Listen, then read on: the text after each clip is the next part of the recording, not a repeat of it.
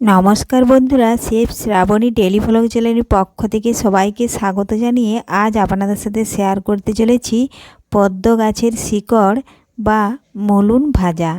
তো দেখুন, আপনারা প্রথম থেকে পুরো ভিডিওটা শেষ পর্যন্ত দেখতে থাকুন।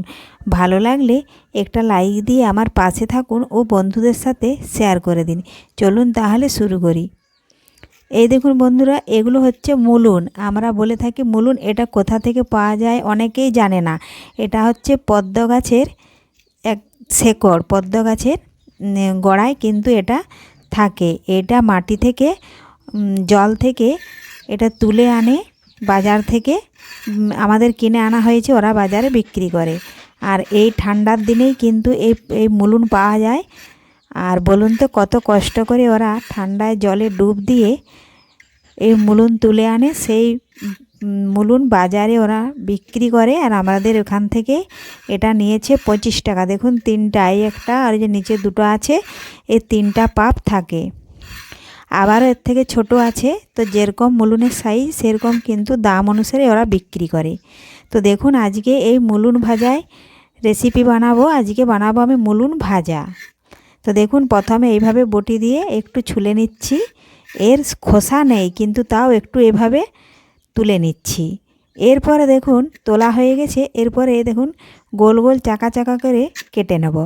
দেখুন এইভাবে সমস্ত মূলুনটাই আমি গোল গোল চাকা করে কেটে নিচ্ছি।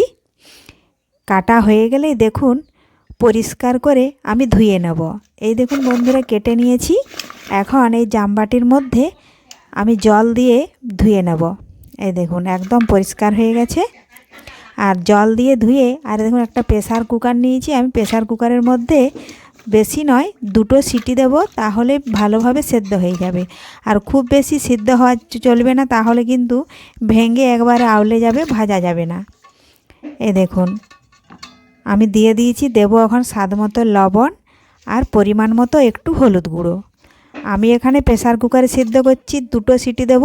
আর আপনারা যদি কড়াতে, মাটির উনুনে বা গ্যাসে সিদ্ধ করেন তাহলে কিন্তু একটু সময় লাগবে, আর কড়াতেও ভালোভাবে সেদ্ধ হয়ে যায়। দেখুন আমি এখন ঢাকনা বন্ধ করে 2টো সিটি দিয়ে দেব, তাহলেই ভালোভাবে সেদ্ধ হবে। আর এই মূলুন ভাজা একবার যদি কেউ না খায় এর স্বাদ কিন্তু বুঝতে পারবেন না। খুবই টেস্টি। দেখুন বন্ধুরা, সেদ্ধ হয়ে গেছে। খুব বেশি সেদ্ধ করা চলবে না, তাহলে ভাজা যাবে না, ভেঙে যাবে। এখন দেখুন আমি গ্যাস ধরিয়ে কড়াই বসিয়েছি। কড়াইয়ের মধ্যে সাদা তেল দিলাম। আমি এখানে সাদা তেল দিয়ে ভাজছি, আপনারা সরষের তেলও ভাজতে পারেন, সেটা কোনো ব্যাপার না। তো দেখুন তেল গরম হয়ে গেছে। এক একটি মূলুন আমি চাকাগুলো তেলের মধ্যে দিয়ে দিচ্ছি এভাবে। তার আগে যদি কোনো বন্ধু আমার চ্যানেলে নতুন হয়ে থাকেন, চ্যানেলটি সাবস্ক্রাইব করে বেল আইকন হলে সেট করে দিন সবার প্রথমে আমার রেসিপি পেতে। দেখুন একেবারে যদি সমস্ত চাকাগুলো, মূলুনগুলো যদি না দেওয়া যায় তো আমি দুবারে ভেজে নেব। আমি এখন কিছু দিলাম। আর এই সময় কিন্তু আঁচটা খুব বেশি দেওয়া যাবে না, তাহলে নিচের দিক তো পুড়ে কালো হয়ে যাবে। হালকা আঁচে দুই পাশে উল্টে পাল্টে ভেজে নিতে হবে। আর এটা কিন্তু গরম গরম খেতেই কিন্তু বেশি ভালো লাগে। শুধু মুখেও খাওয়া যায়, আবার গরম ভাতের সাথেও খাওয়া যায়। দেখুন এক পাশ ভেজে নিয়েছি, একটু লাল লাল হয়েছে। আমি এখন উল্টে নেব। দেখুন এইভাবে সমস্ত মূলুনগুলোই দেখুন উল্টে নেব। ভিডিওটি ভালো লাগলে লাইক, শেয়ার, সাবস্ক্রাইব করতে ভুলবেন না। অনেকে কিন্তু এগুলো খেতে জানে না। অনেকে বলে পদ্ম গাছের শেকড় এগুলো আরও খায়, কিন্তু একবার যদি বানিয়ে কাউকে খাওয়ানো হয় সে কিন্তু আবার এগুলাই চাইবে। দেখুন আমিও আগে খেতে জানতাম না, কারণ আমার বাপের বাড়ির ওইদিকে পাওয়া যায় না, তো খাই না। আমার এখানে এসেই কিন্তু খাওয়া শুরু।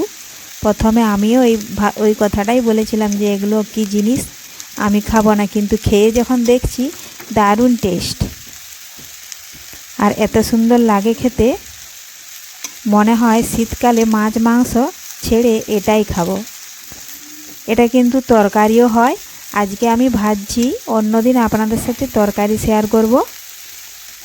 তো দেখুন বন্ধুরা, একে একে সমস্ত মূলুনগুলো আমি উল্টে নিয়েছি। আর দেখুন এক পাশ খুব ভালোভাবে লাল লাল করে ভেজে নিয়েছি। এখন আরেক পাশ লাল লাল ভেজে নেওয়া পর্যন্ত দেখুন অপেক্ষা করলাম।